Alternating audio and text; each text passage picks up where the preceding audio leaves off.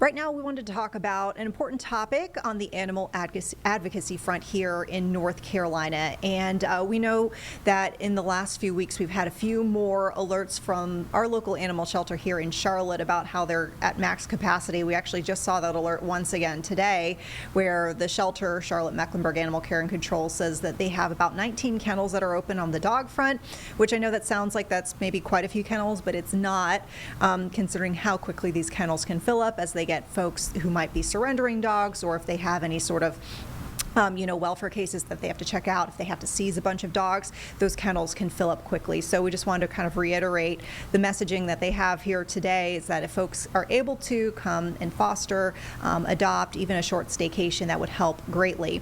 That does kind of lead in, though, to the nature of our topic right now, where we have Elizabeth Gomez-Patino, who's joining us from Best Friends Animal Society. And you reached out to us because you were interested in speaking on the status of pet life-saving here in North Carolina, because I think this is something that is probably important to see from a broader perspective, just to see how we as a state are doing in saving animals' lives.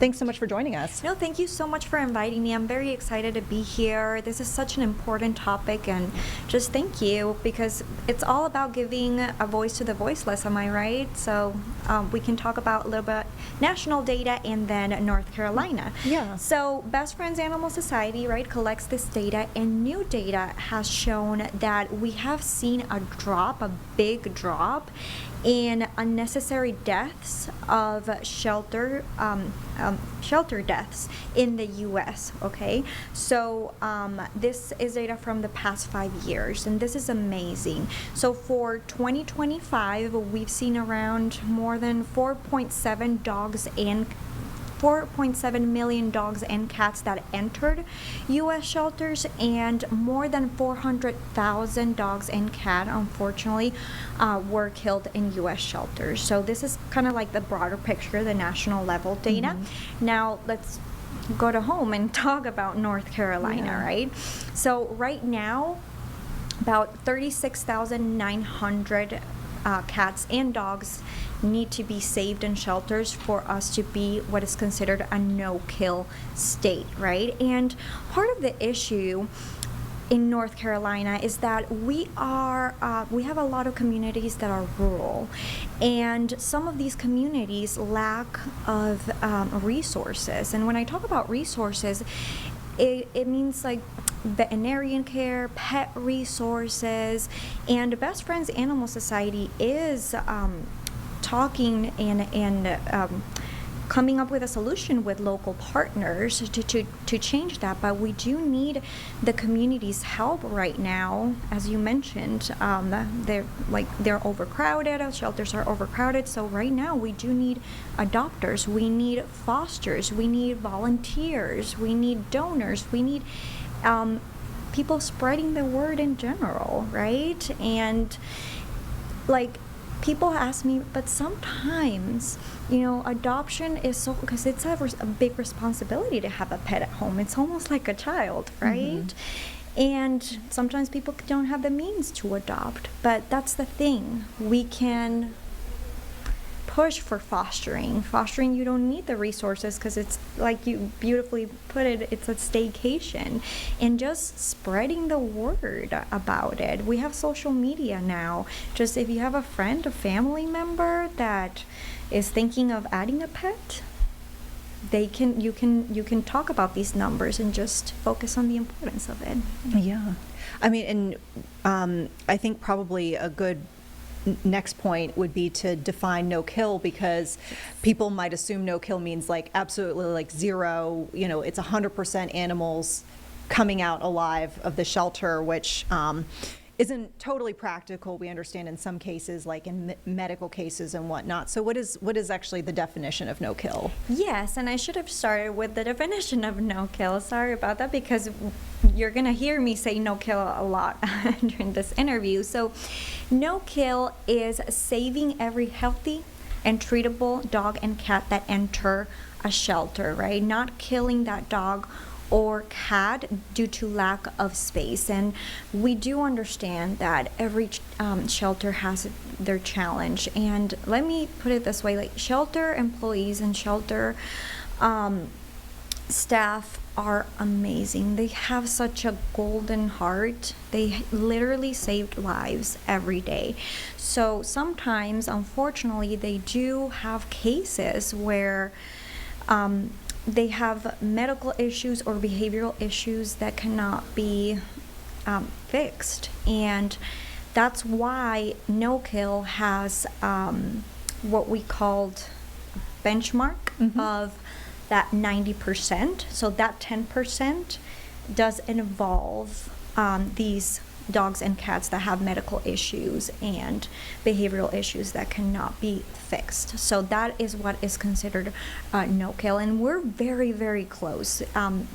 Two out of 3 shelters around the country actually are no kill right now. So it's something that we can do nationwide. And if you allow me to share some facts. Yeah. So every 90 seconds, a dog or a cat is killed in a U.S. shelter. Every 90 seconds. That's crazy. And 7 million households, more than 7 million households, are thinking about adding a pet into their home this year alone. And if that's 6% of that 7 million, just that 6%, thinks about, adopting or chooses to adopt instead of purchasing the pet, we could just become no kill nationwide, and that's the goal. So it is doable, and the community has been amazing. It's just also a matter of education and just talking about these hard numbers to bring solutions. Well, speaking of education, I know that Best Friends Animal Society, y'all are involved with research and advocacy and education, even conventions I've heard of where you'll bring animal advocates together to talk about what you've learned or best practices.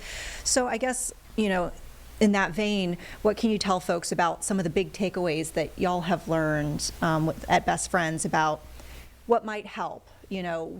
What do folks most need to be educated on? What sort of programs do you think we need to beef up a bit more? So I would say one of the biggest things that people don't know is fostering. So fostering is a big thing for shelters because you are given all the resources that pet needs for a long or short period of time, what you need. And it is also a win-win, okay? So it's win for the shelter because they make space for other pets to be saved, and also your family, right? They're thinking about adopting a pet, adding a pet into your home, especially kids, right? Mom, Dad, I want a cat, I want a dog. So you try that dynamic into your home and see if it is a good fit for you, because we all have busy lives, right? And like I mentioned before, a dog or a cat or a pet in general is a big responsibility. So what do? You test your family too to see that dynamic. And it's not about, then that pet gets returned. No, because you're taking that pet out of that shelter environment where the barking and they're scared, and you see that personality. And if you can't adopt, then you see that personality at home and help that pet to be adopted by another loving family, and seeing what personality fits best. So some dogs are, couch potatoes, and that's okay. And other dogs like to go out for a run. So you help look for that perfect family. Other programs that are really good is that TNVR,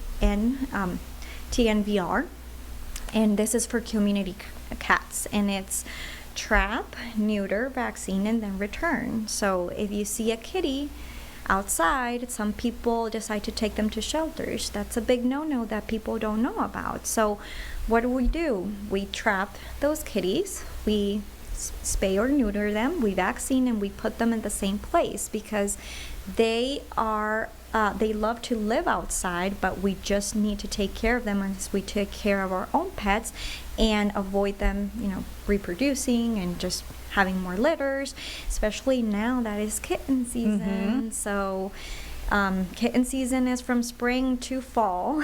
Yep. And so right now shelters do need a lot of help with fosters, with bottle babies, and just knowing overall about these programs that is proven that they do work, because the majority of these shelters that are no-kill have implemented these programs. Yeah, well, and I think about too, I do volunteer work with the local shelter here, Charlotte Mecklenburg Animal Care and Control. Started as a dog walker, so basically trying to get the dogs that enrichment, but then eventually moved to fostering just because I felt like that was where I could personally make more of an impact. To your point of just getting the dogs, not permanently, but just more regular out of the kennel time. And I feel like since I started volunteering, which was, I want to say around 2021, so it's been about 5 years, I noticed that the shelter has really beefed up its foster program. And I've heard from folks at the shelter say how this is making a big difference, and how they see there's a lot of great research about home-based fostering programs or home-based sheltering programs where it's just so much more beneficial for the pet to for your family and too. for the family. But you know, the dog gets out of the kennel, there's no kennel stress, you get to see their personality, which can change. You mentioned the couch potato. There are dogs I've seen that have been wound up at a shelter, they get into foster for a few days, and then they're just like the laziest couch potato ever, and it's great. It's just because they were so pent up at the shelter, sometimes you're not getting a great read on their personality. Yeah, exactly that. That's the perfect definition. You put it so beautifully. And, you know, if you have other dogs at home, shelter staff can actually help you find the perfect pair, you know, the perfect dog or the perfect cat for your home environment, and that way you can foster. Because sometimes, well, my dogs, I have 2 dogs at home, they do not like other dogs. So I know I can't foster other dogs, but I can foster kittens. My son is 2. And I can't wait for him to be a little older and understand taking care of little kittens. And I will bring those 2 kittens home, even though my husband's not going to like it, but it's okay. It's okay. Well, he got advanced warning now. Yes, but we're still going to say, and it's true, I want my son to be able to contribute to society and contribute to our animal welfare community, because it's all hands on deck. We do need it. Yeah. I'll make a point too for folks specifically. I can speak to the Charlotte shelter just because I've done a lot of work there. You can take care of bottle babies at the Charlotte shelter, especially right now during kitten season. And all you have to do is just get trained, especially as a cat volunteer, if you will. We have dog volunteers and cat volunteers. Dog volunteers get specific set of training and skill sets to handle big dogs and little dogs, and just kind of behaviorally like how to navigate that situation. But on the other hand, if you're really into cats, you want to help with the bottle babies, like you can get special training to do that. And it's very quick. It's a very quick training, but important too, just to make sure that you're doing everything right.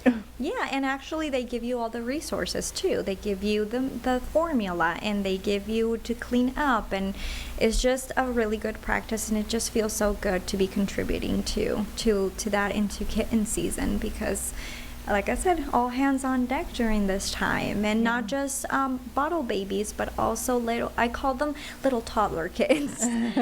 So they do need to get out of that environment, especially the younger ones, because there's so many diseases and there's so many chaotic situations, and that you have to take them on so you give them a chance to survive, and then they can be at the shelter strong and healthy, waiting for that forever home. And at Best Friends Animal Society, we do believe, and we're a strong believer, that every dog and every cat deserves a home. They do not belong in shelters. Your best friend belongs with you. So. Anything that you want to add here that we didn't touch on? I know we'll have many more conversations, I'm sure, in the months to come. We're going to be getting close to Clear the Shelters, which our station is a big part of, later in the summer. And that's always a great, campaign for us. So I'm looking forward to that. But I guess anything in the meantime that you want folks to think about or consider, before we wrap things up here. We have a lot of resources at our organization, and if you need, information about your local shelter, our local partners, we invite you to visit our website, bestfriends.org, and we have so much information in there about the importance of spay and neuter. When you adopt a pet, how to acclimate it to your home. That's an important one. That's an important, especially cats. If you have another cat at home, how to introduce one kitty to another kitty. Yep. We have so many resources on our website. So I invite everyone to please take a look, follow us on our social media as well, and see the great work that we're doing and the great work that the community is doing. Okay, because if it wasn't for the community, we couldn't be almost no-kill nation. So I invite you to follow, to visit, and to ask any questions. Yeah. I mean, I love that you pointed out some of the behavioral types of resources that y'all have, just because being at the shelter, I feel like one of the top surrender, reasons we hear from people if they're bringing a pet in is maybe a behavioral nature, whether it's, this dog has separation anxiety, or the pets aren't getting along. And sometimes that can be mitigated or even avoided by having, the appropriate introduction periods or appropriate, practices in place to kind of lessen the impacts of that or curb it, and that might actually keep that pet in that home versus having them go to a shelter. And it's a big change, Vanessa. Having a pet is a big change in your life, but it's a rewarding one too. So just having those right tools at your disposal is perfect for introducing that new best friend. Yeah. All right. Elizabeth, thank you so much for coming in. Thank you This so is a great much. chat. And we'll see you next time. Thank you. All right.